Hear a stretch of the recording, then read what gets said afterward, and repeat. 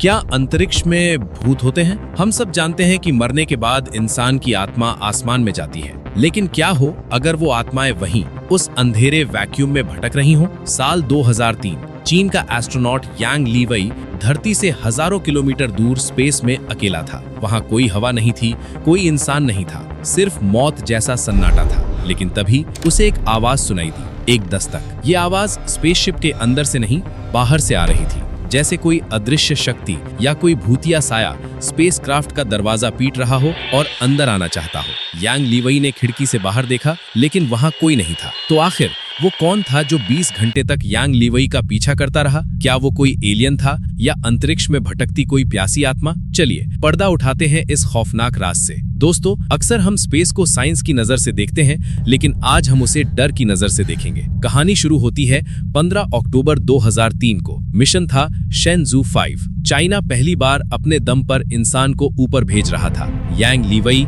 एक निडर fighter pilot, इस मिशन के लिए चुने गए थे। सब कुछ सही चल रहा था। रॉकेट लॉन्च हुआ, यांग ऑर्बिट में पहुंच गए। वो अपनी खिड़की से पृथ्वी को देख रहे थे। वो पल बहुत सुकून भरा होना चाहिए था, लेकिन उस सुकून को चीरते हुए वो आवाज शुरू हुई। यांग ने बताया कि वो आवाज लगातार नहीं आ रही थी, वो रुक रुक कर आ रही थी, जैसे कोई समझदार जीव जानबूझकर उन्हें डराने की कोशिश कर रहा हो। यांग ने कहा, वो आवाज ऐसी थी जैसे कोई लकड़ी के हथौड़े से लोहे की बाल्टी को पीट रहा हो। जरा सोचिए, स्पेस में वैक्यूम है, वहां साउंड ट्रैवल नहीं कर सकता, तो फिर ये आवाज कैसे आ रही थी, और वो भी बाहर से? यांग इतने घबरा गए कि उन्होंने अपना काम छोड़कर खिड़की से बाहर झांका। उन्हें लगा शायद कोई एलियन शिप है या कोई भूतिया परछाई, लेकिन बाहर सिर्फ सन्नाटा था। और दोस्तों, डर की बात यह है कि यांग इकलौते नहीं थे। 2005 में और 2008 में जो अगले एस्ट्रोनॉट्स गए, उन्होंने भी ठीक वही आवाज सुनी। तो क्या स्पेस में सच में कोई स्पेस गोस्ट है जो हर चाइनीज मिशन को निशाना बना रहा था? जब यांग धरती पर लौटे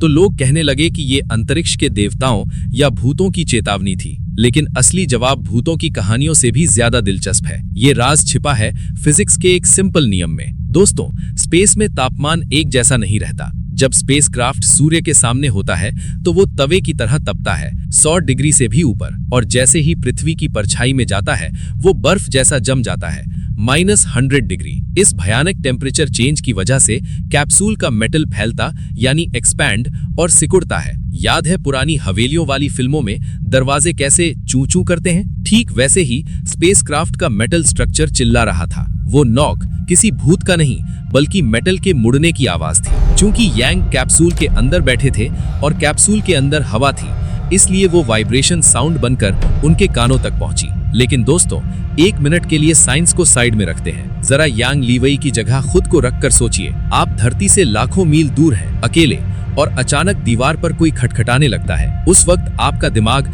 थर्मल एक्सपेंशन के बारे में नहीं सोचता। उस वक्त दिमाग सिर्फ एक ही चीज सोचता है कि मैं यहाँ अकेला नहीं हूँ। यही वो डर है जिसे हम स्पेस मैडनेस कहते हैं, अकेलेपन का डर। शुक्र है कि यांग लीवई ने अपना मानसिक संतुलन नहीं खोया। अगर वो डर कर कोई गलत बटन दबा देते तो वो मिशन उनकी कब्र बन सकता था। तो दोस्तों, वो आवाज भूत की नहीं, बल्कि फिजिक्स की थी। बाद में वैज्ञानिकों ने कैप्सूल के डिजाइन में बदलाव किए और वो आवाजें आनी बंद हो गई। लेकिन यांग लीवई की वो 21 घंटे की यात्रा इतिहास की सबसे डरावनी स्पेस मिस्ट्रीज में से एक बन गई। अगर आप उस कैप्सूल में होते और आपको वो आवाज सुनाई देती, तो आप क्या करते? खिड़की से बाहर देखते या डर के मारे अपनी आंखें बंद कर लेते? कमेंट में जरूर बताना। अगर आपको ये वीडियो पसंद आया तो लाइक और सब्सक्राइब करें, और मैं मिलता हूँ आपसे अगली मिस्ट्री में। जय हिंद।